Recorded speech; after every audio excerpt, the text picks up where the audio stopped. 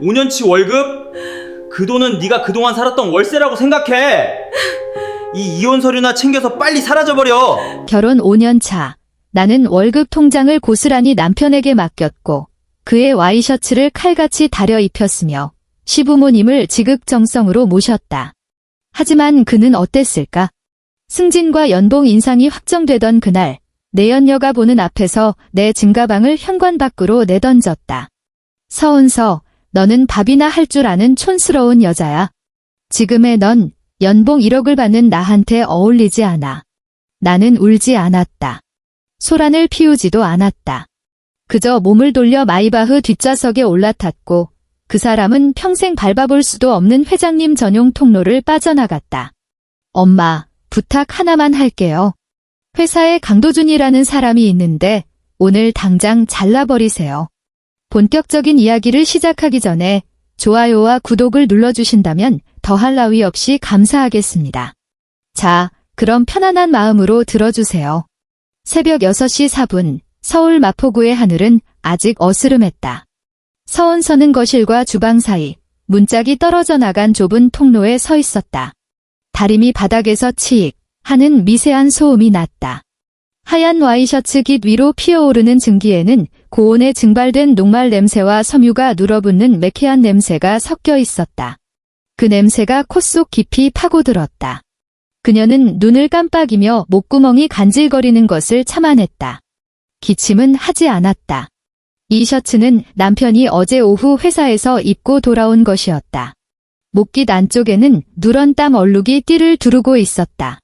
지금 다려놓지 않으면 해가 중천에 떴을 때쯤 옷장 가득 시큼한 냄새가 진동할 것이다. 결혼 후 해가 뜨기도 전에 일어나 이 짓을 한 게 몇 번째인지 알 수 없었다. 1000번쯤일까? 아니면 1300번쯤일까? 5년 날짜로 따지면 1825일. 그녀는 더 이상 숫자를 세고 싶지 않았다. 다리미가 소매의 주름 위를 꾹 누르고 지나갈 때 안방에서 소리가 들려왔다. 남편 강도준의 목소리였다. 대놓고 말하는 게 아니라 목소리를 낮추려 애쓰면서도 끝내 배어나오는 들뜬 톤의 그녀에게는 구역질 날 만큼 익숙한 그 친밀함. 통화 중이었다. 이 시간에 새벽 6시 7분. 그녀는 휴대폰 액정에 뜬 숫자를 내려다보았다가 다시 눈앞의 셔츠로 시선을 돌렸다. 응, 알지. 그의 목소리가 반쯤 열린 안방문 틈으로 새어나왔다. 마치 축축하고 미끈거리는 뱀 한 마리가 복도 벽을 타고 기어나와 다리미를 쥔 그녀의 손목을 휘감는 것만 같았다. 걱정 마, 상무 승진 발령만 나면 그 칙칙한 여자랑은 바로 이혼할 거야. 서은서의 손이 멈췄다. 충격도, 비탄도 아니었다. 그저 다리미 바닥에 단추가 걸린 것처럼 아주 자연스럽게 동작이 멈췄을 뿐이다. 증기는 계속해서 피어올랐다. 뿌연 안개가 시야를 가려 셔츠의 세 번째 단추가 은색인지 회색인지 분간할 수 없게 만들었다. 내가 진짜 내가 원하던 인생의 반려자지. 그의 목소리에 웃음기가 서려 있었다. 그 웃음 또한 그녀에게 익숙한 것이었다. 한때는 오직 그녀만을 향했던 것이니까. 5년 전 승원그룹 신입사원 연수원 회의실 복도 끝에서 싸구려 양복을 입은 채 뜨거운 눈빛을 보내던 젊은 사원이 말했다. 서은서 씨, 당신은 분명 제가 꿈꾸던 반려자가 될 겁니다. 자판기 종이컵 커피는 이미 식어 있었지만 그녀의 두 볼은 뜨거웠던 그 시절. 지금 그 커피는 진작 쓰레기통에 처박혔다. 종이컵 바닥에 말라붙은 찌꺼기에는 곰팡이가 슬었고 결국 음식물 쓰레기와 뒤섞여 난지도의 어느 매립장으로 실려갔을 것이다. 다리미는 3초간 머물렀다. 1초, 2초, 3초. 그녀는 소매 끝자락의 천을 내려다보았다. 옅은 흰색이던 천이 미색으로 다시 옅은 갈색으로 변해갔다. 가로 세로 2cm 남짓한 눌어붙은 자국. 가장자리는 거뭇하게 탔고 중심부의 섬유는 고열에 녹아버렸다. 코를 대고 맡으면 솜사탕을 태운 듯한 달큰하고 역한 냄새가 날 것이다. 그녀는 아무 말도 하지 않았다. 다리미를 들어 거치대에 내려놓은 뒤 셔츠를 탁탁 털었다. 눌어붙은 자국은 공교롭게도 왼쪽 소매 안쪽에 자리 잡았다. 재킷을 걸치면 감쪽같이 가려질 위치였다. 거의 감쪽같이. 그녀는 셔츠를 꼼꼼하게 개켰다. 주름 하나하나를 반듯하게 눌러잡고 깃을 세우고 단추를 일렬로 맞췄다. 그러고는 식탁 의자, 강도준이 습관처럼 앉는 그 자리에 셔츠를 올려두었다. 안방의 통화는 아직 끝나지 않았다. 응, 그래, 저녁에 봐. 하는 소리와 함께 흐릿하게 들리는 이름. 아마도 서아 혹은 서영, 아니면 그 비슷한 두 글자의 여자 이름일 것이다. 냉장고 모터가 웅 하고 육중한 소리를 냈다. 19평짜리 낡은 아파트가 깊은 한숨을 내쉬는 것 같았다. 벽 모서리에는 작년 장마 때 생긴 곰팡이 자국이 거뭇하게 남아 있었다. 락스로 3번이나 닦아냈지만 얼룩은 결혼 생활의 어떤 부분처럼 지독하게도 지워지지 않았다. 그녀는 주방으로 들어가 수도꼭지를 틀었다. 어젯밤 남편이 야식으로 끓여 먹고 방치해둔 라면 냄비를 설거지하기 시작했다. 시어머니는 오전 11시 3분에 들이닥쳤다. 서은서가 베란다에 쪼그려 앉아 젖은 이불 빨래를 널고 있을 때 현관 도어록이 해제되는 전자음이 들렸다. 지은 지 27년 된 아파트는 창틀이 헐거워 초가을 바람이 틈새로 새어 들어와 발목을 시리게 했다. 은서야. 현관 쪽에서 경기도 사투리 특유의 늘어지는 억양이 들려왔다. 그녀는 물기 뚝뚝 떨어지는 이불을 내려놓고 급히 현관으로 나갔다. 시어머니는 현관 중문 앞에 서 있었다. 칙칙한 갈색 점퍼 차림에 발에는 흙 묻은 검은색 운동화를 신고 있었다. 경기도 외곽 텃밭에서 묻혀온 흙이 바닥에 말라붙어 있었다. 손에는 검은 비닐봉지 하나가 들려 있었는데 내용물이 꽉 차서 옆구리가 불룩하게 늘어나 있었다. 오셨어요, 어머니. 서은서가 고개를 숙이며 비닐봉지를 받아 들려 했지만 시어머니는 내주지 않았다. 대신 고개를 빳빳이 들고 신발장을 훑더니 바닥에 놓인 슬리퍼 3켤레를 노려보았다. 대, 중, 소 크기별로 나란히 놓인 슬리퍼 중 남편 것이 오른쪽, 그녀 것이 가운데, 손님용이 왼쪽이었다. 슬리퍼 꼬라지가 이게 뭐냐? 도준이 걸을 가운데 놔야지. 며느리가 돼가지고 내 걸 상석에 둬? 네, 어머니. 서은서는 무릎을 굽히고 앉아 자신의 슬리퍼와 남편 것의 위치를 바꿨다. 쭈그리고 앉은 그녀의 시야 끝으로 시어머니의 손이 신발장 모서리를 훑는 게 보였다. 아주 천천히, 꼼꼼하게. 먼지를 검사하는 손길이었다. 은서야, 내 아들이 이제 곧 연봉 1억 받는 상무님이 되신다. 시어머니는 신발장에서 뗀 손가락을 허공에 탁탁 털었다. 묻어나는 먼지는 없었지만 미간에는 깊은 주름이 패였고 입꼬리는 불만스럽게 처져 있었다. 집구석 꼴이 이게 뭐니?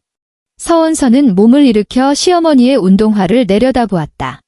흙 부스러기가 마룻바닥 위로 후두둑 떨어지고 있었다. 갈색 흙덩어리와 마른 풀잎들이 뒤섞여 있었다. 어머니, 실내화로 갈아 신으세요.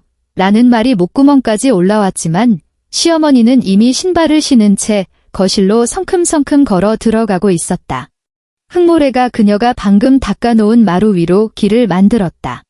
이거 내 시아버지 내복이다. 시어머니가 검은 비닐봉지를 그녀의 발치에 툭 던졌다. 묵직한 소리를 내며 떨어진 봉지 입구가 반쯤 벌어지면서 꾸깃꾸깃 뭉쳐진 짙은 파란색 내복 덩어리가 드러났다. 그 순간 훅 끼쳐오는 냄새.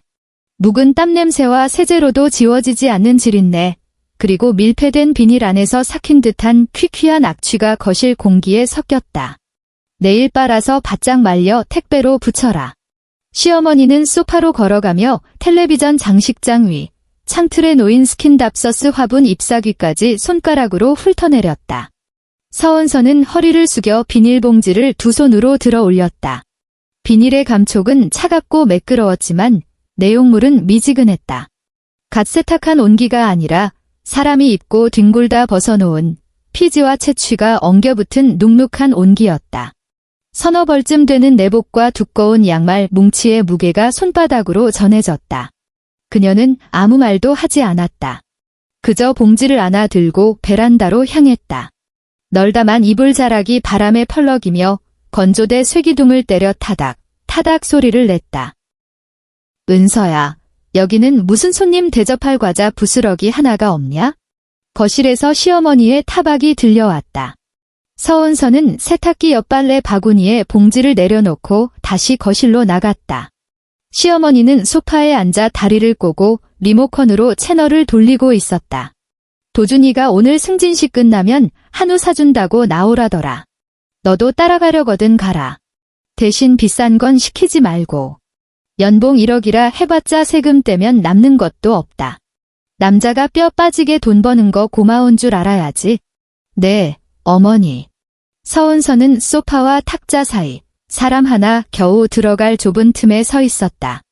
발등이 탁자 모서리에 닿아 욱신거렸지만 물러서지 않았다. 너 뭐 입고 갈 거냐? 시어머니가 불쑥 고개를 들어 그녀를 위아래로 훑어보았다. 설마 평소에 입던 그 싸구려 옷들 입고 갈 건 아니지?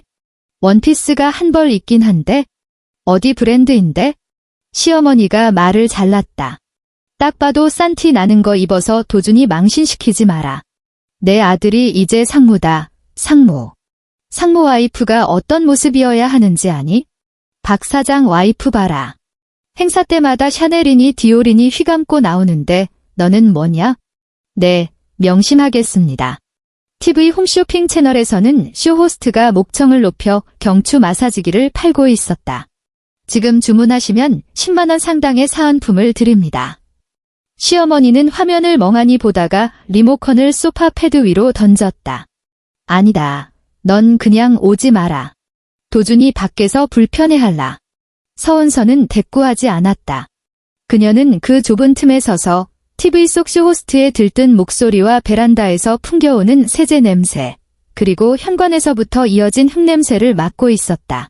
시어머니가 밟고 들어온 흙들이 마루 틈새에 끼어 있었다. 저걸 또 닦아내야겠구나 생각했다. 승진 축하연회장은 승원그룹 본사 27층이었다. 300명은 좋게 들어갈 다목적 홀 천장에는 거대한 크리스탈 샹들리에가 매달려 있었다.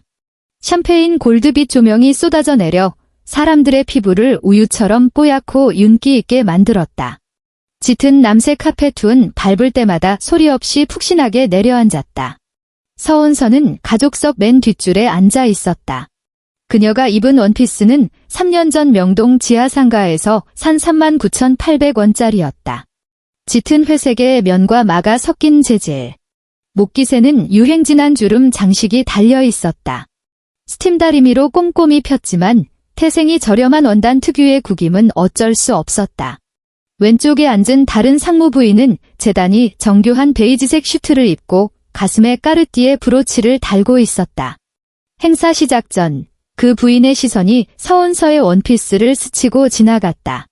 입꼬리가 아주 미세하게 예의 바른 미소라고도 비웃음이라고도 할 수 있을 만큼 살짝 올라갔다. 사회자가 명단을 호명했다. 다음은 신임 상무 강도준 님의 임명장 수여가 있겠습니다. 박수가 터져 나왔다. 서은서도 손바닥을 마주쳤다. 그녀의 박수 소리는 주위에 더 크고 열렬한 환호에 묻혀 들리지 않았다. 남편이 측면 통로를 통해 단상으로 올라가는 모습이 보였다. 당당한 걸음걸이, 곧게 편 어깨. 세상을 다 가진 듯한 저 표정. 그녀가 아주 잘 아는 얼굴이었다. 그가 입은 셔츠는 오늘 새벽 그녀가 다린 것이었다. 거리가 멀어 소매 끝에 눌러붙은 자국은 보이지 않았지만 그녀는 알고 있었다. 그 자국은 분명히 그곳에 있다. 왼쪽 손목 북은 재킷 소매 아래 은밀하게 숨겨진 채로. 강도준이 임명장을 받아 들고 카메라를 향해 8개의 치아가 보이도록 완벽하게 미소 지었다. 플래시가 여름날의 번개처럼 펑펑 터졌다. 그때 핸드백 속에서 휴대폰이 진동했다. 무음 모드였다. 그녀는 고개를 숙이고 가방 안에서 휴대폰을 꺼냈다. 액정에 문자 메시지 하나가 떠 있었다. 장 비서에게서 온 메시지였다.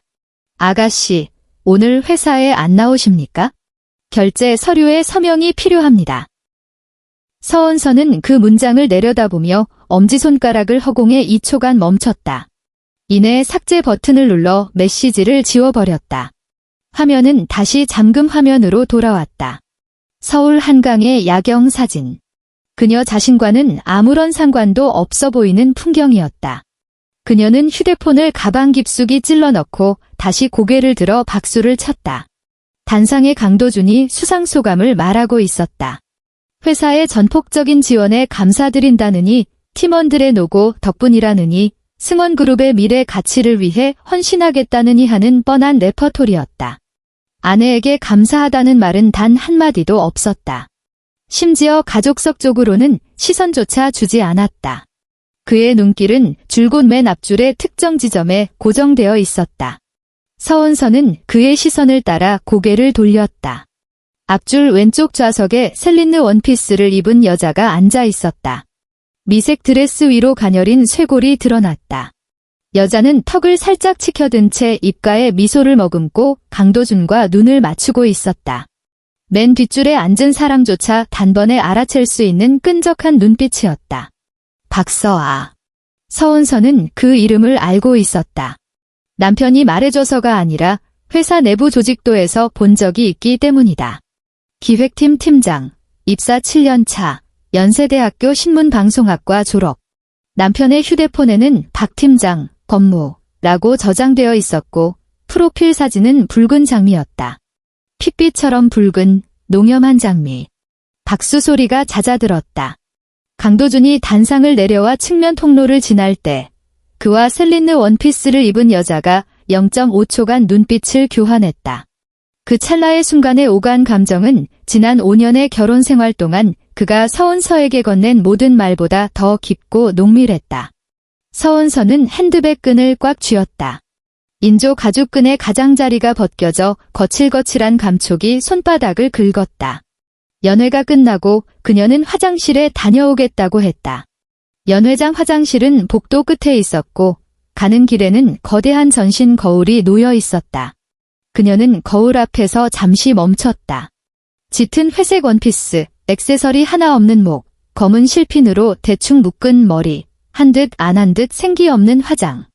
거울 속의 여자는 너무나 평범했다. 인파 속에 던져놓으면 흔적도 없이 사라져버릴 무채색의 존재.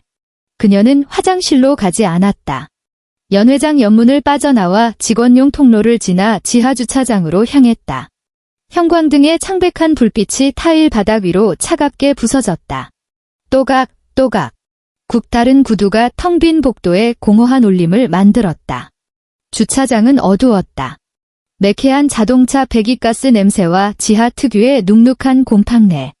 천장의 환풍기가 거대한 짐승의 숨소리처럼 우뭉거리며 돌아갔다. 그리고 그녀는 두 사람을 보았다. 강도준이 검은색 세단 옆에 서 있었다. 등을 보인 채 어깨를 앞으로 약간 숙이고 있었다. 그 앞에는 미색 셀린느 원피스를 입은 여자, 박서아가 있었다. 그들은 키스하고 있었다. 가볍게 입술만 대는 것이 아니었다. 고개를 비틀고 여자의 허리에 손을 감고 거친 숨소리가 들릴 만큼 깊고 진득한 키스였다.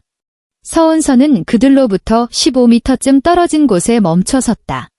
소리를 내지는 않았지만 구두 굽이 바닥에 작은 돌멩이 같은 것을 밟았는지 미세하게 으드득 소리가 났다. 강도준은 그 작은 소리를 놓치지 않았다. 그가 고개를 획 돌렸다. 입술에는 주황빛 립스틱 자국이 번져 있었다. 박서아가 바른 것과 똑같은 색이었다. 그는 복도 끝에 서 있는 서은서를 보고도 당황하지 않았다. 미안해하지도 놀라지도 않았다. 그저 미간을 한번 찌푸리더니 안고 있던 여자를 밀어내고 성큼성큼 걸어왔다. 너, 내 뒤 밟았냐? 취조하는 말투였다. 마치 죄를 지은 건 그가 아니라 그녀인 것처럼. 서은서는 고개를 저었다. 목구멍이 꽉 조여왔다. 울음이 터질 것 같아서가 아니라 누군가 목을 조르는 듯한 압박감 때문이었다. 지나가던 길이라고 말하려 입을 떼기도 전에 강도준이 코앞까지 다가왔다. 그가 손을 뻗어 그녀의 턱을 거칠게 쥐었다. 억지로 고개를 쳐들게 하여 시선을 맞췄다. 그의 손가락은 차가웠고 역한 담배 냄새가 났다. 언제부터 담배를 피운 걸까? 예전엔 비흡연자라고 했는데. 서은서. 그가 남을 부르듯 차갑게 이름을 불렀다. 일주일 줄 테니까 집에서 나가. 그의 다른 손이 양복 안주머니에서 봉투 하나를 꺼내 그녀의 가슴팍에 찔러 넣었다. 구석이 구겨진 흰색 편지 봉투였다. 나 이제 연봉 1억이야. 너처럼 집구석에만 박혀있는 여자는 이제 내 급에 안 맞아. 그가 턱을 쥔 손을 탁 놓으며 한 걸음 물러섰다. 더러운 것이라도 만진 듯 손끝을 털어내며 그녀를 내려다보았다. 서은서는 떨리는 손으로 봉투를 열었다. A4 용지 위에 인쇄된 이혼 합의서라는 5글자. 재산 분할 항목에는 검은색 펜으로 휘갈겨 쓴 4글자가 보였다. 각자 부담. 각자 부담. 5년의 결혼 생활. 5년간 다려낸 셔츠들, 시아버지의 냄새 나는 내복 빨래, 시어머니의 멸시, 가족석 맨 뒷줄의 박수. 그 모든 것의 대가가 고작 이 4글자였다. 종이 끝을 쥔 손가락 끝이 하얗게 질렸다. 은서씨. 박서아가 뒤따라와 강도준의 팔짱을 꼈다. 프렌치 스타일로 화려하게 장식된 네일팁이 강도준의 짙은 회색 소매 위에서 빛났다. 선배, 너무 상심하지 마세요. 그녀가 고개를 갸웃하며 말했다. 마치 낙제한 초등학생을 위로하는 선생님 같은 말투였다. 남자는 원래 자기 능력에 맞는 여자가 필요한 법이거든요. 은서 씨 보세요. 맨날 집에만 있고 꾸미지도 않고 도준 씨가 질리는 것도 당연하잖아요. 서은서는 고개를 들어 공들여 화장한 그 얼굴을 바라보았다. 피부결 하나 보이지 않는 완벽한 베이스 메이크업, 샴페인 골드 펄이 반짝이는 눈매, 촘촘하게 올라간 속눈썹.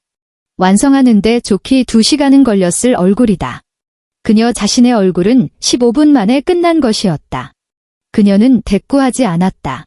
이혼 합의서를 다시 봉투에 집어넣고 몸을 돌려 엘리베이터 쪽으로 걸어갔다. 야, 어디가? 강도준의 고함이 등 뒤에서 날아와 꽂혔다. 집 가서 짐 싸려고. 빨리빨리 움직여. 굼뜨게 굴면 못 기다려주니까. 서은서의 발걸음은 멈추지 않았다. 엘리베이터 버튼을 눌렀다. 위쪽 화살표에 불이 들어왔다. 지하 2층, 지하 1층, 1층, 2층 숫자가 바뀌는 동안 등 뒤에서 2사람의 소곤거리는 소리가 들려왔다. 도준 씨, 저 여자 행패 부리면 어떡해요? 행패는 무슨? 제가 그럴 깡이나 있어? 친정이 전라도 어디서 농사 짓는다며? 쌀가만이나 나르던 집안딸이 무슨 힘이 있겠어? 엘리베이터 문이 열렸다. 서은서는 안으로 들어가 돌아섰다. 문이 서서히 닫히는 틈새로 멀리 서 있는 강도준과 박서아의 모습이 보였다. 좁아지는 시야 속에서 2사람의 형체는 점점 작아지더니 이내 사라졌다. 엘리베이터가 상승하기 시작했다. 그녀는 차가운 금속 벽에 등을 기대고 섰다. 얇은 원피스 등판으로 냉기가 스며들었다. 거울 속에 비친 자신의 얼굴은 놀랍도록 차분했다. 눈시울은 붉어지지 않았고 입술도 떨리지 않았다. 그녀는 깊게 숨을 들이마셨다가 천천히 내뱉었다. 1층 로비에 도착했다. 건물을 나서자 서울의 밤바람이 정면으로 불어왔다. 늦가을 특유의 서늘함이 살갗을 파고들었다. 외투는 연회장 코트룸에 맡겨둔 채였다. 얇은 원피스 자락이 다리에 감겼고 팔뚝에는 소름이 돋았다. 그녀는 건물 앞 계단에 서서 이혼 합의서가 든 봉투를 가방에 쑤셔 넣었다. 그리고 휴대폰을 꺼냈다. 오후 9시 47분. 잠금을 풀고 폴더 깊숙이 숨겨둔 앱을 실행했다. 회색 원형 아이콘. 시스템 기본 설정 앱처럼 위장된 그것을 누르자 통화 화면이 나타났다. 연락처는 단 하나였다. 장 비서. 통화 버튼을 눌렀다. 신호음이 한 번 울리기도 전에 연결되었다. 아가씨. 중년 여성의 차분하고 정중한 목소리. 지시하실 사항이 있으십니까? 서은서는 입을 벌렸지만 목소리가 나오지 않았다. 목구멍에 모래를 한 줌 들이부은 것처럼 까끌거렸다. 마른 침을 삼키자 식도가 따끔거렸다. 장 비서님.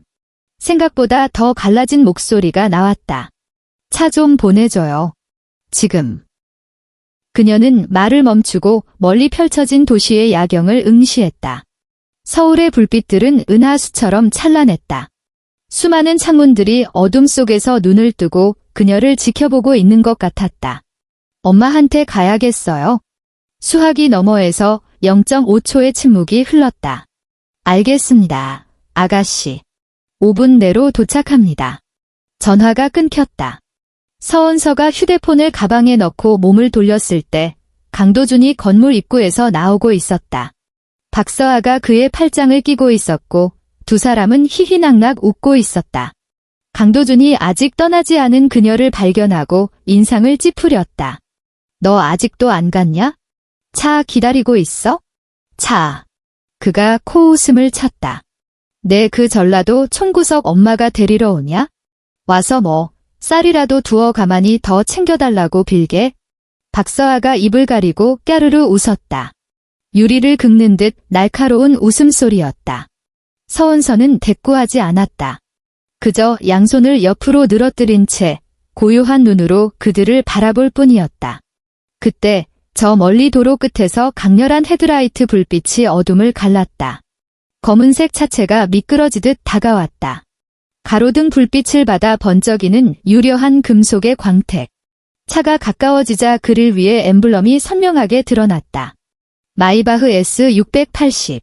그녀가 아주 잘 아는 차였다. 차에 관심이 많아서가 아니라 결혼 생활을 연기하기 전까지 수도 없이 뒷좌석에 앉아봤기 때문이다. 차는 건물 입구, 정확히 그녀의 앞에 멈춰섰다. 운전석 문이 열리고 검은 정장 차림의 중년 남성이 급히 내렸다. 머리카락 한 올 흐트러짐 없는 단정한 모습. 그는 서은서 앞으로 다가와 허리를 90도로 꺾어 절했다. 아가씨, 회장님께서 본사 집무실에서 기다리십니다. 또렷하고 묵직한 목소리였다. 5m 떨어진 곳에 서 있던 강도준과 박서아의 귀에도 쩌렁쩌렁하게 박힐 만큼. 회장님, 이라는 단어가 떨어지는 순간 강도준의 얼굴에 걸려있던 비릿한 웃음이 그대로 얼어붙었다. 그는 멍하니 바라보았다. 기사가 서은서를 위해 뒷좌석 문을 정중하게 열어주는 것을. 그녀가 허리를 숙여 평생 구경조차 하기 힘든 최고급 세단 안으로 미끄러져 들어가는 것을. 묵직한 소리를 내며 문이 닫히고 검은색 마이바흐가 유유히 멀어지는 것을. 붉은색 후미등이 어둠 속으로 사라질 때까지 그는 석상처럼 굳어 있었다. 박서아가 그의 소매를 잡아당기며 물었다. 도준 씨, 저 차 뭐야? 강도준은 대답할 수 없었다. 그는 방금 멀어진 차의 번호판을 보았다. 낯익은 번호였다. 승원그룹 회장 전용 차량 번호. 사내 홍보 책자에서나 봤던 사장님조차 그 앞에서는 고개를 숙이고 배웅하던 바로 그 번호였다. 발바닥에서부터 척추를 타고 서늘한 공포가 기어 올라왔다. 마이바흐 뒷좌석은 광활했다. 최고급 가죽 시트는 구름 위에 앉은 듯 부드럽게 몸을 감쌌다. 적당한 온도의 에어컨 바람, 그리고 은은하게 퍼지는 시더우드 향, 여머니가 즐겨 쓰는 디퓨저 향기였다. 서은서는 시트에 머리를 기대고 눈을 감았다. 차창 밖으로 도시의 풍경이 빠르게 스쳐 지나갔다. 네온사인의 불빛이 유리창을 뚫고 들어와 그녀의 얼굴 위로 알록달록한 그림자를 드리웠다. 엔진 소리는 들리지 않았다. 오직 타이어가 아스팔트를 지지르며 나아가는 부드러운 진동만이 느껴졌다. 기사는 말이 없었다. 그는 앞만 주시하며 조각상처럼 운전에만 집중했다. 서은서는 어둠 속에서 눈을 떴다. 천장 내장재의 정교한 바느질 자국을 멍하니 바라보았다. 가죽 냄새, 완벽한 마감, 모든 것이 익숙했다. 5년 만이었다. 이 감각을 잊어버릴 뻔했다. 지난 5년.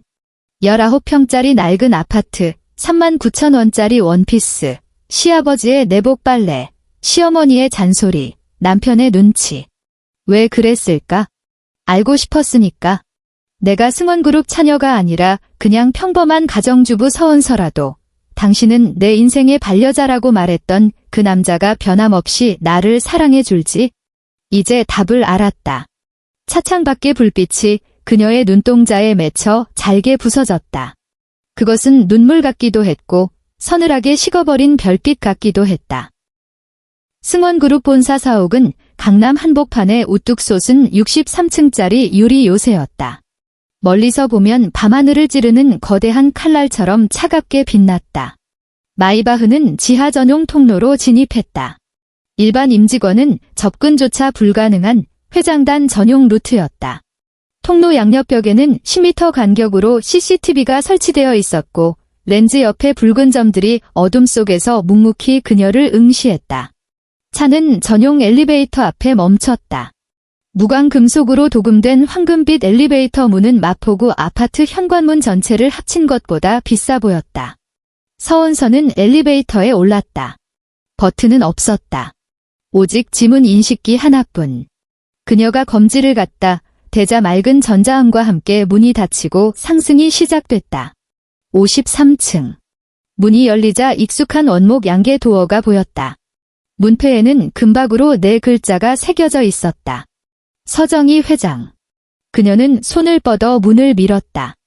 집무실 안은 따뜻한 색감의 조명으로 채워져 있었고 통유리 너머로 서울의 야경이 파노라마처럼 펼쳐져 있었다. 창가에 등을 돌리고 서 있는 여자의 뒷모습은 꼿꼿했다. 검은색 샤넬 트위드 슈트, 흐트러짐 없이 틀어 올린 머리. 밤 10시가 넘었지만 그녀의 자세는 아침 9시 임원회의 때와 한치도 다르지 않았다. 엄마. 서은서가 불렀다. 잠긴 목소리였다. 여자가 천천히 몸을 돌렸다. 서은서와 칠할은 닮은 얼굴. 오뚝한 콧날과 살짝 올라간 눈매. 다만 눈가에는 세월의 잔주름이, 미간에는 거대 기업을 이끄는 오너 특유의 위엄이 서려 있었다. 그녀는 쓰고 있던 돋보기 안경을 벗어 책상 위에 내려놓고 다가왔다. 우리 막내딸. 낮고 차분한 목소리. 드디어 집에 올 마음이 생겼니? 서은서는 문가에 못 박힌 듯 서 있었다.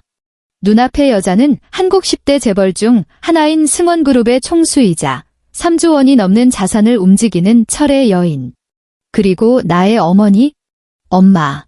입을 열어 무언가 말하려 했지만 목구멍이 꽉 막혀버렸다. 지난 5년간 꾹꾹 눌러 담았던 모든 감정들. 억울함, 분노, 지독한 피로, 그리고 약간의 오기까지. 그 모든 것이 한꺼번에 울컥 치솟아올라 숨을 쉴 수가 없었다.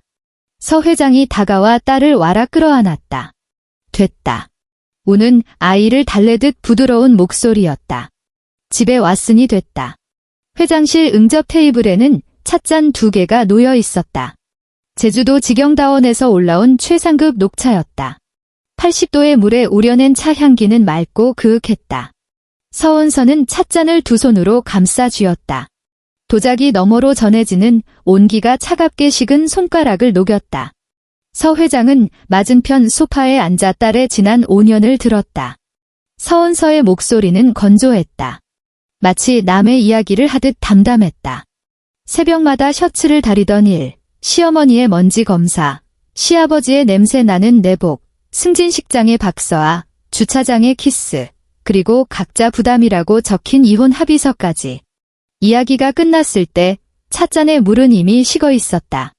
5년 전 내가 평범한 사람들의 삶을 살아보고 싶다고 했을 때 허락했었지. 서 회장이 소파 등받이에 몸을 기대며 씁쓸하게 말했다.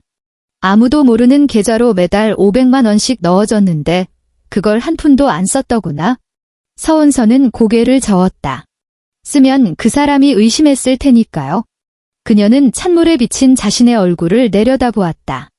눈빛이 거뭇하고 푸석푸석한 낯선 여자의 얼굴. 그 사람이 사랑하는 게 나인지 아니면 내 배경인지 확인하고 싶었어요. 서 회장은 말이 없었다. 집무실 안에는 잠시 침묵이 흘렀다. 통유리 너머로 희미한 도시의 소음만이 배경음악처럼 깔렸다. 자동차 경적 소리, 멀리 공사장의 기계음. 그래서 이제 확인은 끝났니? 서 회장의 질문이 정적을 깼다. 서은서는 고개를 들어 어머니의 눈을 똑바로 바라보았다. 알겠습니다. 그녀의 목소리는 작았지만 단단했다. 서 회장은 자리에서 일어나 집무실 책상으로 걸어갔다. 이탈리아에서 수입한 호두나무 원목으로 짜인 책상은 티끌 하나 없이 정돈되어 있었고 그 위에는 결제 서류 몇 부가 가지런히 놓여 있었다.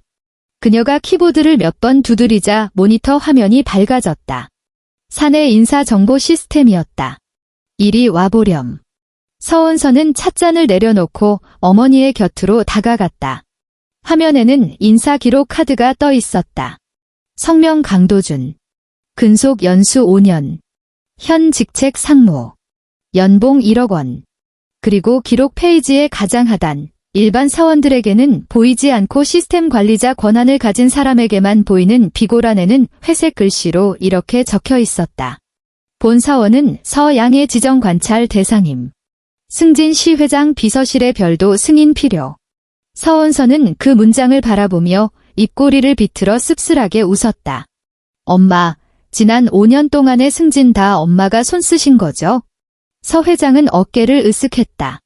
내가 선택한 남자가 너무 무능해서 진짜 인품이 가려질까 봐 그랬다. 그녀는 의자를 돌려 딸의 얼굴을 마주 보았다. 남자가 말이다. 힘들 때 조강지처를 버리지 않는다면 평생을 맡길 만한 놈이지. 하지만 쥐꼬리만한 권력을 쥐어줬을 때 바로 아내부터 괄시한다면? 그녀가 코웃음을 쳤다. 그건 무능한 게 아니라 멍청한 거다. 서은서는 고개를 숙인 채 아무 말도 하지 않았다. 오늘 밤 강도준이 그녀에게 쏟아부었던 말들이 머릿속을 스쳤다. 너처럼 집구석에만 박혀있는 여자는 내 급에 안 맞아. 전라도 총구석에서 농사짓는 내 엄마가 널 어떻게 돕겠냐. 기껏해야 쌀이나 두어 가마니 더 보내주겠지? 전라도 총구석. 쌀 2가마니. 그녀는 눈을 감고 깊은 숨을 들이마셨다. 그래서 말인데요, 엄마. 그녀가 눈을 뜨고 어머니의 눈을 똑바로 응시했다. 부탁 하나만 할게요. 말해라. 회사에 어떤 사람이 있는데 오늘 당장 치워주세요. 서 회장은 딸의 얼굴을 3초간 말없이 바라보았다. 그러고는 몸을 돌려 책상 위에 내선 전화를 집어들고 단축 번호를 눌러 연결했다. 신호가 2번 울리기도 전에 상대방이 전화를 받았다. 최 부장. 그녀의 목소리는 냉담하고 차분했다. 감정의 동요라고는 전혀 느껴지지 않았다. 경영기획 상무 강도준, 해임 통지서 준비해. 사유는 회사 품위 유지 의무 위반 및 심각한 도덕성 결여. 내일 아침 9시 전까지 그 사람 사원증이 가위로 잘린 사진 내 책상 위에 올려놔. 수화기 너머에서 1초간 정적이 흘렀다. 서은서는 그 짧은 침묵 속에서 인사부장의 경악한 표정을 그려볼 수 있었다. 어제갓 임명된 상무를, 그것도 사회적으로 매장당할 법한 도덕성 결여라는 사유로 하루아침에 해고하라니. 이내 떨리는 목소리가 들려왔다. 아, 알겠습니다, 회장님. 서 회장은 전화를 끊고 수화기를 내려놓았다. 다시 딸을 돌아보았다. 또 필요한 건? 서은서는 잠시 생각했다. 그 사람 내연녀요. 박서아, 기획팀장. 그래. 그 여자 장부 좀 털어주세요. 구린 구석이 있을 거예요. 서 회장은 주저없이 다른 전화기를 들어 감사팀 직통 번호를 눌렀다. 박서아 기획팀장. 지난 3년간 결제한 모든 장부 전수 조사해. 10원짜리 하나라도 문제 있으면 내일 아침 강도준 해임서랑 같이 내 책상에 올려. 전화가 끊어졌다. 집무실에는 다시 고요가 찾아왔다. 서은서는 통유리 창가에 서서 서울의 야경을 내려다보았다. 반짝이는 불빛들이 마치 별의 바다처럼 일렁였다. 저 수많은 불 켜진 창문 뒤에서는 저마다의 사연이 벌어지고 있을 것이다. 누군가는 야근을 하고, 누군가는 싸우고, 누군가는 셔츠를 다리고, 누군가는 시아버지의 내복을 빨고 있겠지.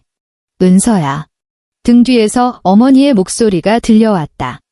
오늘 밤은 여기서 자라. 위층에 쉴 곳 마련해뒀다. 서은서는 뒤돌아보지 않았다. 엄마.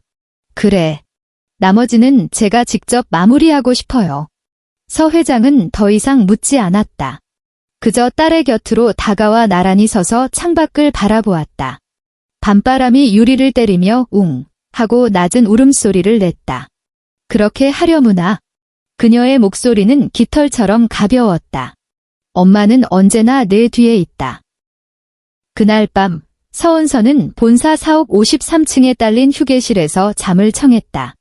20평 남짓한 공간이었지만 강도준과 살던 아파트의 안방보다 훨씬 넓었다.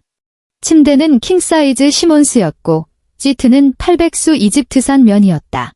덮은 이불은 깃털처럼 가벼우면서도 믿을 수 없을 만큼 따뜻했다.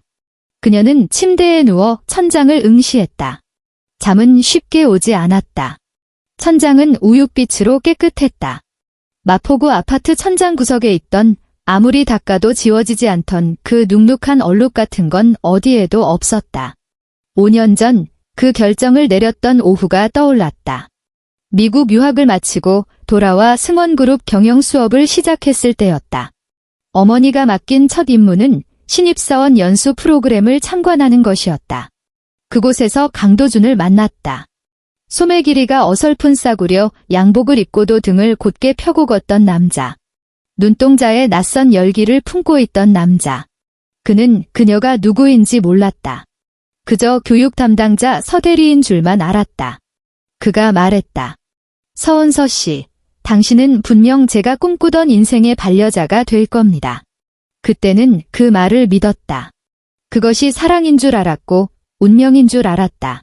승원그룹 차녀라는 꼬리표가 아니라 인간 서은서를 봐주는 사람을 드디어 만났다고 착각했다. 그래서 미친 짓을 저질렀다.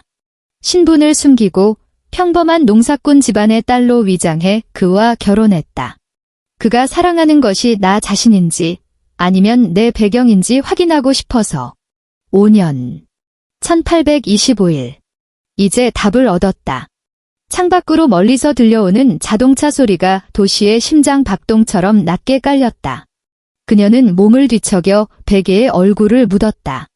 베개의 감촉은 서늘하고 부드러웠으며 갓 세탁한 고급 직물 특유의 향기가 났다. 마트에서 파는 섬유유연제 냄새가 아니었다. 특급 호텔 리넨에서나 맡을 수 있는 은은하고 세련된 향기. 참으로 오랜만에 맡아보는 냄새였다. 다음 날 아침 9시 정각. 서은서는 짙은 남색 디올 코트를 입고 승원그룹 본사 1층 로비에 서 있었다. 새벽 5시에 장 비서가 전용 드레스룸에서 공수해온 코트였다. 몸에 딱 떨어지는 재단, 부드러우면서도 무게감 있게 흐르는 최상급 캐시미어 혼방 소재. 그녀의 목에는 승원그룹 VIP 출입증이 걸려 있었다. 금색 카드 위에는 그녀의 사진과 함께 서은서 부회장이라는 직함이 선명하게 박혀 있었다. 로비는 출근하는 직원들로 북적였다. 커피를 든 사람, 노트북을 끼고 뛰는 사람, 통화하며 급히 걷는 사람. 아무도 구석에 서 있는 그녀를 눈여겨보지 않았다. 아니, 보았더라도 감히 쳐다볼 엄두를 내지 못했을 것이다. 그녀의 시선은 엘리베이터 홀에 고정되어 있었다. 문이 열렸다. 강도준이 걸어 나왔다. 그는 새로 맞춘 듯한 짙은 감색 슈트를 입고 있었고 가슴에는 갓 수령한 상무 배지를 달고 있었다. 발걸음은 경쾌했고 턱은 거만하게 들려 있었다. 얼굴 가득 번진 의기양양한 미소. 그녀가 수없이 봐왔던 승진이나 보너스를 받을 때마다 짓던 바로 그 표정이었다. 그는 아직 모르고 있었다. 서은서는 그가 로비로 들어서는 것을 지켜보았다. 아는 직원들에게 손을 들어 인사하고 미소가 점점 더 짙어지는 것을. 그리고 그가 멈춰 섰다. 로비에 있던 모든 사람이 발걸음을 멈추고 기묘한 눈빛으로 그를 쳐다보았기 때문이다. 부러움도 축하도 아니었다. 그것은 경악과 당혹감, 그리고 약간의 고소함이 뒤섞인 복잡한 시선이었다. 인사부장이 인파를 해치고 나와 그의 앞을 가로막았다. 50살이 넘은 중년의 남성은 짙은 회색 정장 차림으로 딱딱하게 굳어 있었지만 눈 밑에는 긴장감이 역력했다. 강도준 씨. 감정이라곤 것에 된 공문서를 낭독하는 듯한 어조였다. 해임 통지서입니다. 그가 흰 봉투를 강도준의 코앞에 들이밀었다. 강도준은 멍하니 서 있었다. 봉투를 응시하는 그의 미간이 구겨졌다. 입가에는 아직 미소의 잔해와 당혹감이 기괴하게 공존하고 있었다. 이게 무슨 소립니까? 목소리가 떨렸다. 어제 상무 발령 났는데 지금 해임 통지서라니요. 인사부장의 표정은 미동도 없었다. 15분 내로 개인 물품 정리해서 나가십시오. 보안팀이 동행할 겁니다. 동행이라니. 강도준의 목소리가 찢어질 듯 높아져 로비 전체에 울려 퍼졌다. 더 많은 시선이 그에게 꽂혔다. 나 상무야. 연봉 1억 받는 상무라고. 내가 뭔데 나를 잘라? 그가 인사부장의 멱살을 잡으려 손을 뻗었지만 어느새 다가온 검은 제복의 보안 요원 2명이 양쪽에서 그의 팔을 결박했다. 이거 안 놔. 그가 발버둥 쳤다. 얼굴이 붉게 달아올랐다. 사장 나오라 그래? 회장님 뵙겠다고. 설명해봐. 이건 모함이야. 음모라고. 그때 로비 중앙에 거대한 LED 전광판이 번쩍이며 켜졌다. 강도준을 포함한 모든 사람의 시선이 그곳으로 빨려 들어갔다. 화면에는 영상 하나가 재생되고 있었다. 어젯밤 열린 긴급 이사회의 녹화 영상이었다. 회의실에는 정장을 입은 임원들이 엄숙한 표정으로 앉아 있었다. 그리고 상석, 회장이 앉아야 할 그 자리에 한 여자가 앉아 있었다. 짙은 남색 코트를 입고 목에 금색 출입증을 건 여자. 차갑고 고요한 표정. 그 얼굴은 로비 구석에 서 있는 여자와 똑같았다. 아니, 동일 인물이었다. 이사회 의결에 따라 강도준의 모든 직위를 해제하고 영구 제명합니다. 영상 속 목소리가 로비의 공기를 갈랐다. 이어 화면 하단에 자막이 떠올랐다. 발언자, 서은서, 승원그룹 찬여, 지분율 19%. 로비에는 죽음 같은 정적이 흘렀다. 강도준은 발버둥을 멈췄다. 그는 입을 떡 벌린 채 화면 속 낯익고도 낯선 얼굴을 뚫어지게 바라보았다. 자신의 아내. 밥이나 할 줄 안다던 여자. 급이 안 맞는다던 여자. 전라도 총구석에서 쌀가마니나 나르던 집안의 딸이라고 비웃었던 여자.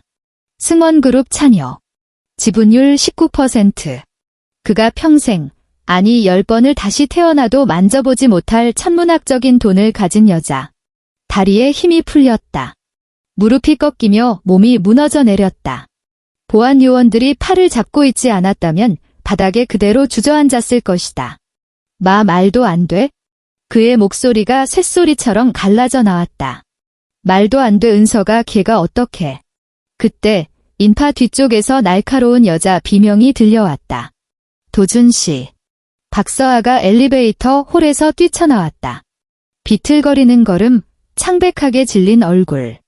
어제의 화려한 셀린느 원피스는 온데간데 없고 평범한 정장 차림이었다. 화장도 덜 된 눈가는 번져 있었고 방금 운 듯 눈이 퉁퉁 부어 있었다. 도준씨. 괜찮아요. 방금 들었는데.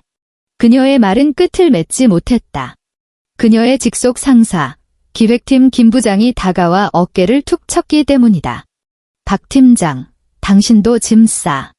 김 부장의 말투는 오늘 날씨를 이야기하듯 덤덤했다. 무슨 말씀이세요? 박서아의 목소리가 덜덜 떨렸다. 누가 찔렀더군. 당신이 직위 이용해서 프로젝트 진행비 빼돌린 거 감사팀이 어젯밤에 당신 장부 다 뒤졌어. 횡령액이 3천만 원이 넘더라. 검찰청에서 20분 뒤에 도착할 거야. 박서아의 얼굴이 백지장처럼 하얗게 질렸다. 입술을 달싹였지만 목소리는 나오지 않았다. 다리에 힘이 풀린 그녀는 그대로 차가운 대리석 바닥에 주저앉았다. 치마가 구겨진 채 엉덩이 밑에 깔렸다. 그 순간 로비에 또 다른 스크린이 켜졌다. 사내 인트라넷 게시판 공지사항이었다. 영상 하나가 반복 재생되고 있었다. 영상 속에는 하얀 웨딩드레스를 입은 여자가 아파트 거실에서 빙글빙글 돌며 거울 셀카를 찍고 있었다. 줌인된 화면 속 얼굴은 박서아였다. 어머, 허리가 좀 남네. 역시 가정주부 몸매라 그런가 봐. 영상 속에서 다른 여자의 웃음소리가 들리고 박서아의 목소리가 이어졌다. 선배, 안심하고 나가세요. 도준씨 남은 인생은 제가 아주 잘 케어해 드릴 테니까. 영상 하단에는 날짜가 박혀 있었다. 바로 어제였다. 로비 곳곳에서 수군거리는 소리가 터져나왔다. 세상에, 박 팀장 진짜 너무하네. 남의 집 가서 남의 웨딩드레스 입고 저러고 싶나? 들었어. 3천만 원이나 횡령했대. 꼴 좋다. 천벌 받은 거지? 박서아는 바닥에 널브러진 채 사람들의 비난을 온몸으로 받아내고 있었다. 벼락이라도 맞은 표정이었다. 입술이 파르르 떨리더니 눈물이 주룩 흘러내려 번진 아이라이너를 더욱 흉하게 만들었다. 그리고 강도준. 그는 보안 요원들에게 질질 끌려 정문 쪽으로 이동하고 있었다. 발바닥이 바닥에 붙어버린 듯 걸음이 떨어지지 않았다. 구두 굽이 대리석 바닥을 긁으며 끼익 소리를 냈다. 셔츠 기든 뜯겨져 하얀 러닝 셔츠가 빚어나왔고 어제 달았던 상무 배지는 바닥을 굴러다니다 누군가의 구두발에 밟혀 찌그러졌다. 정문 앞까지 끌려갔을 때 그는 비로소 그녀를 발견했다. 로비 구석에 서 있는 서은서. 짙은 남색 디올 코트, 금빛 VIP 출입증, 그리고 고요한 호수처럼 차가운 눈동자. 그녀는 미동도 없이 그를 내려다보고 있었다. 마치 밟혀 죽은 바퀴벌레를 보는 듯한 눈빛이었다. 은서야. 그가 쥐어짜듯 불렀다. 은서야. 다 오해야. 그가 요원들의 팔을 뿌리치려 발버둥 쳤지만 강철 같은 악력에 꼼짝도 할 수 없었다. 박서아가 꼬리쳐서 그런 거야. 여보, 제발. 그의 목소리가 점점 커지며 비명처럼 변해갔다. 텅 빈 로비에 그의 찌질한 외침이 메아리 쳤다. 여보, 은서야. 한 번만 봐줘. 다시는 안 그럴게. 서은서는 그를 바라보았다. 비참하게 일그러진 얼굴, 어제까지만 해도 급이 안 맞는다며 비웃던 그 입으로 살려달라 애원하는 꼴을. 그녀가 천천히 입을 열었다. 강도준 씨. 감정이 실리지 않은 건조한 목소리였다. 마치 일기예보를 읽는 듯 했다. 저랑 급이 안 맞으시네요. 그녀는 미련 없이 등을 돌려 엘리베이터 쪽으로 걸음을 옮겼다. 또각, 또각. 하이힐 소리가 경쾌하게 울렸다.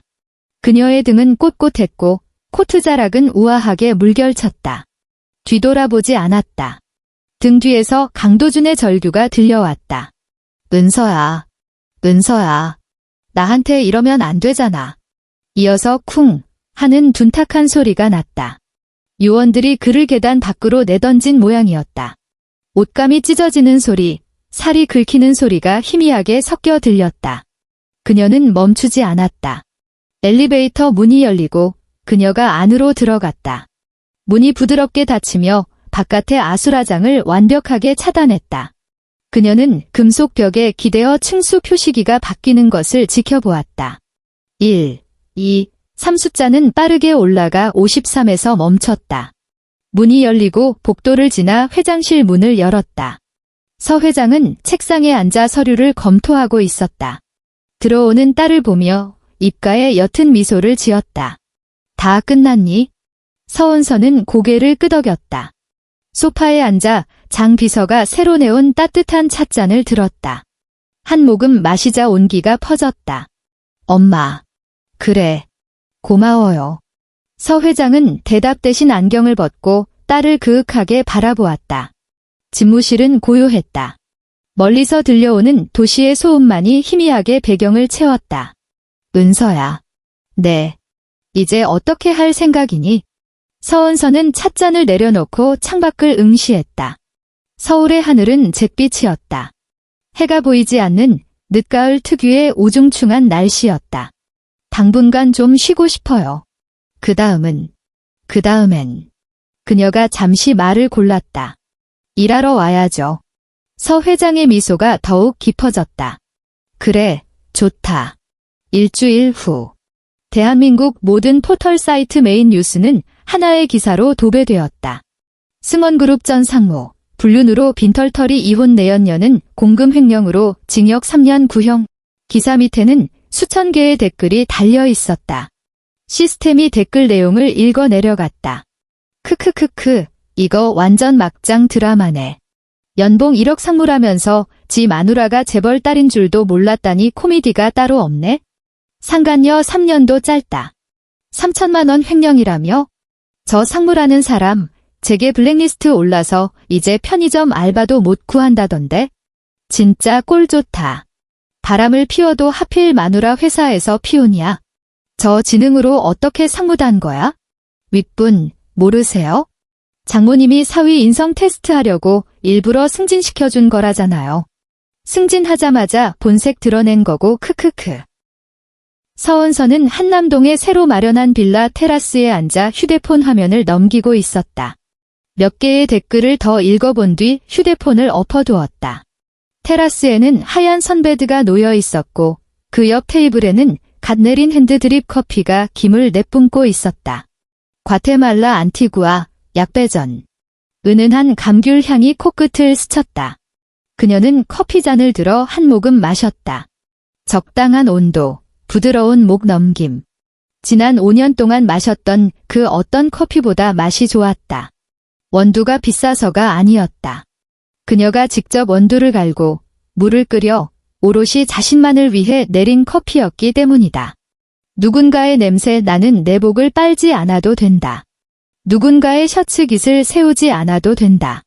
현관에서 내 슬리퍼를 구석으로 치우지 않아도 된다. 빌라 아래로 한강 물결이 햇살을 받아 반짝였다. 유람선 백고동 소리가 아득하게 들려왔다. 마치 다른 차원의 세상 소리 같았다. 휴대폰이 웅 하고 진동했다. 뉴스 알림이었다. 강도준, 청담동 법인 아파트 위약금 못내 가재도구 강제 경매 후 신림동 고시원으로 거쳐 옮겨. 그녀는 기사 제목을 보며 입꼬리를 살짝 올렸다. 신림동 고시원. 서울에서 가장 저렴하고 열악한 주거지? 몸 하나 누이면 꽉 차는 한평 남짓한 방, 공무원 시험을 준비하는 가난한 청춘들이나 보증금조차 없는 일용직 노동자들이 모여 사는 곳. 연봉 1억을 자랑하던 전직 상무 강도준이 이제 그곳의 입주민이 되었다. 그녀는 휴대폰을 내려놓고 다시 커피를 마셨다. 먼 강물 위로 물새 한 마리가 수면을 치고 날아올랐다. 이틀 뒤 장 비서에게서 전화가 걸려왔다. 아가씨, 승원그룹 본사 정문 앞에 어떤 여자가 피켓을 들고 무릎 꿇고 있습니다. 아가씨를 만나게 해달라는데요. 누군데요? 그게 강도준 씨 모친입니다. 서은서는 잠시 침묵했다. 피켓에 뭐라고 써놨던가요? 며느라, 우리가 잘못했다 용서해다오. 라고 적혀 있습니다. 수학이 넘어 장 비서의 목소리가 조심스러웠다. 보안팀이 경찰에 신고하려는데 꼼짝 않고 2시간째 저러고 있습니다. 기자들도 와서 사진 찍고 있고요. 어떻게 할까요? 신고하세요. 서은서의 목소리는 건조했다. 업무 방해죄로요. 알겠습니다. 전화를 끊고 뉴스를 검색했다. 예상대로 현장 영상이 올라와 있었다. 영상 속에서 시어머니는 승원그룹 본사 정문 바닥에 무릎을 꿇고 있었다. 박스를 찢어 만든 조잡한 피켓에는 매직으로 삐뚤빼뚤하게 쓴 글씨가 보였다. 며느라, 우리가 잘못했다. 헝클어진 머리, 쭈글쭈글한 얼굴. 일주일 전 그녀의 집을 불시 검문하며 흑발로 거실을 밟고 다니던 위세는 찾아볼 수 없었다. 그녀는 지나가는 사람들을 향해 연신 머리를 조아리며 울부짖고 있었다. 은서야, 애미가 잘못했다. 제발 돌아와 다오. 내가 미쳤지. 내가 널 몰라보고. 은서야. 곧이어 경찰이 들이닥쳤다. 제복 입은 경찰관 2명이 그녀를 일으켜 세웠다. 아니, 짐짝처럼 들어 올렸다. 그녀는 발버둥 치며 비명을 질렀다. 피켓이 바닥에 떨어져 사람들의 구두발에 짓밟혀 더러워졌다. 댓글창은 조롱으로 가득했다. 저 할망구가 며느리한테 시아버지 내복 빨래 시켰다는 그 시어머니? 이제 와서 무릎 꿇래? 웃긴다. 전에는 손가락으로 신발장 먼지 검사하더니 이제는 길바닥에서 먼지 마시고 있네. 아들 연봉 1억이라며? 왜 며느리한테 빌어? 인과응보라는 말이 딱이네. 속이 다 시원하다. 서은서는 영상을 끄고 휴대폰을 던져두었다. 표정 하나 변하지 않았다. 식어버린 커피 잔을 들었다. 쓴맛이 올라왔다. 그녀는 싱크대로 가서 커피를 쏟아버리고 새로 물을 올렸다. 현관에 들어서며 흙을 털던 여자. 집구석 꼴이 이게 뭐냐며 타박하던 여자. 냄새 나는 내복 뭉치를 던지며 빨래를 시키던 여자. 아들이 아깝다며 그녀를 황나고 부르던 여자. 그 여자가 지금 길바닥에 무릎 꿇고 자신이 그토록 무시했던 전라도 농사꾼의 딸에게 빌고 있다. 안타깝게도 그녀는 원두 그라인더 버튼을 눌렀다. 요란한 소음과 함께 원두가 갈려나갔다. 내 사전에 용서란 없다. 3개월 후 어느 경제 매거진의 인터뷰 기사가 실렸다. 표지 모델은 서은서였다. 순백의 오트 쿠티르 슈트를 입고 머리를 우아하게 올린 채 심플한 진주 귀걸이를 한 모습. 그녀는 짙은 가죽 소파에 앉아 있었고 등 뒤 통유리 너머로 서울의 스카이라인이 펼쳐져 있었다. 기사 제목은 이랬다. 승원그룹 찬이어 5년의 은둔 생활 끝내고 경영 일선 복귀. 기사는 그녀의 컬럼비아대 MBA 학위와 과거 M&A 성과들을 상세히 다루며 그녀가 차기 경영자로서 손색 없음을 강조했다. 5년간의 은둔 결혼 생활에 대한 이야기도 짤막하게 언급되었다. 인터뷰 말미, 기자가 던진 사적인 질문이 있었다. 부회장님, 전 남편분께 하고 싶은 말씀이 있으신가요? 사진 속 서은서는 묘한 미소를 짓고 있었다. 그녀의 시선은 손가락에 끼워진 반지를 향해 있었다. 어머니가 이혼 선물이라며 사준 로즈골드 까르띠에 반지였다. 그 사람 덕분에 한 가지는 확실히 배웠어요. 그녀의 답변이 이어졌다. 연봉 1억은 역시 좀 적더라고요. 잡지가 발행된 날, 강도주는 신림동 고시원 쪽방에 처박혀 있었다. 한평 남짓한 공간. 접이식 책상 하나와 싱글 침대를 놓으면 꽉 차는 방 벽지 위로는 누수 자국이 얼룩져 있었고 페인트가 벗겨져 회색 시멘트가 드러나 있었다. 그는 침대에 누워 천장을 멍하니 올려다보았다. 구석에는 거미 한 마리가 집을 짓고 있었다. 어두침침한 조명 아래서 거미줄은 보일 듯 말 듯 위태로웠다. 휴대폰 알림음이 울렸다. 뉴스 속보였다. 승원 차녀 서은서 인터뷰 화제 연봉 1억은 너무 적더라. 그는 그 문장을 한참이나 노려보았다. 이내 휴대폰을 벽을 향해 집어던졌다. 퍽 하는 둔탁한 소리와 함께 액정이 박살났다. 유리 조각이 좁은 바닥 위로 튀었다. 그는 죽지 않았다. 그저 천장 위에서 집을 짓는 거미를 바라보았다. 눈동자에는 초점이 없었다. 연봉 1억. 그것이 세상에서 가장 위대한 숫자인 줄 알았다. 그 숫자만 있으면 조강지처를 버리고 젊고 예쁜 여자와 새 출발을 할 수 있을 줄 알았다. 하지만 지금 그는 곰팡이 핀 벽과 옆방의 라면 냄새에 갇혀 있다. 그가 무시했던 여자, 급이 안 맞는다던 여자, 쌀가만이나 나를 줄 알았던 그 여자는 지금 서울 가장 높은 곳에서 그를 비웃고 있다. 연봉 1억은 너무 적더라. 그는 눈을 감았다. 천장의 거미는 묵묵히 줄을 뿜어내며 점점 더 촘촘한 감옥을 만들고 있었다. 그 거미줄의 한가운데는 텅 비어 있었다. 마치 그의 인생처럼. 반년 뒤 어느 날 서울에 봄비가 내렸다.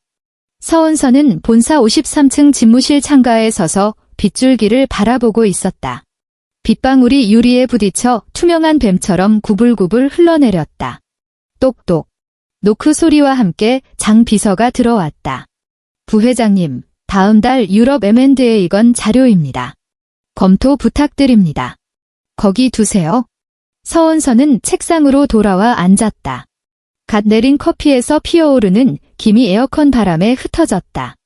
그녀는 찻잔을 들어 입술을 적셨다. 장 비서가 머뭇거리며 입을 열었다. 부회장님. 보고 드릴 게 하나 더 있습니다. 말하세요. 강도준 씨가 며칠 전 사망했습니다. 서류를 넘기던 서은서의 손이 1초간 멈칫했다. 사인은요? 고시원 화재였습니다. 낡은 전선 합선으로 불이 났는데 그가 묵던 층방 3개가 전소됐답니다. 소방서 말로는 연기에 질식사했다고 합니다. 서은서는 말이 없었다. 다시 손을 움직여 서류를 넘겼다. 시선은 3페이지의 도표에 머물러 있었다. 장례는요? 치러줄 사람이 없어서 부모님도 돈이 없다고 시신 인수를 거부했답니다. 서울대병원 영안실에 3일간 안치돼 있다가 결국 무연고 시신으로 처리됐습니다. 그렇군요. 서은서는 무심하게 페이지를 넘겼다. 다음 일정은 뭡니까? 3시에 독일 측과 화상회의 잡혀 있습니다. 준비해주세요. 장 비서가 고개를 숙이고 나갔다. 문이 닫히기 전 그녀는 힐끔 뒤를 돌아보았다. 서은서는 표정 변화 없이 서류에 집중하고 있었다. 문이 닫히고 집무실엔 다시 정적이 흘렀다. 서은서는 서류를 내려놓고 커피를 마셨다. 조금 식었지만 새로 가져오라고 시키지 않았다. 잔을 든 채 다시 창가로 다가갔다. 비는 하염없이 내리고 있었다. 회색빛 비가 서울의 윤곽을 지워버렸다. 멀리 한강도 물 한 개에 가려 보이지 않았다. 5년 전 봄비 내리던 그날이 떠올랐다. 자판기 종이컵 커피를 들고 서 있던 그녀의 등 뒤로 싸구려 양복을 입은 청년이 다가와 말했었다. 서은서 씨, 당신은 제가 꿈꾸던 반려자입니다. 그때는 믿었다. 지금은 믿지 않는다. 그녀는 손가락의 반지를 내려다보았다. 흐린 날씨 탓에 다이아몬드는 빛을 잃고 희미하게 반짝였다. 그녀는 남은 커피를 단숨에 들이켰다. 그리고 책상으로 돌아갔다. 전화벨이 울렸다. 엄마. 은서야, 저녁에 들어와서 밥 먹을 거지? 주방장이 미역국 끓여놨다. 네, 6시에 퇴근할게요. 그래, 기다리마. 전화가 끊어졌다. 서은서는 수화기를 내려놓고 다음 서류를 집어들었다. 창밖의 비는 그칠 기미가 보이지 않았다. 하지만 그녀는 알고 있었다. 비는 언젠가 반드시 그친다는 것을. 그 지옥 같았던 날들이 결국 끝이 났듯이. 엔드.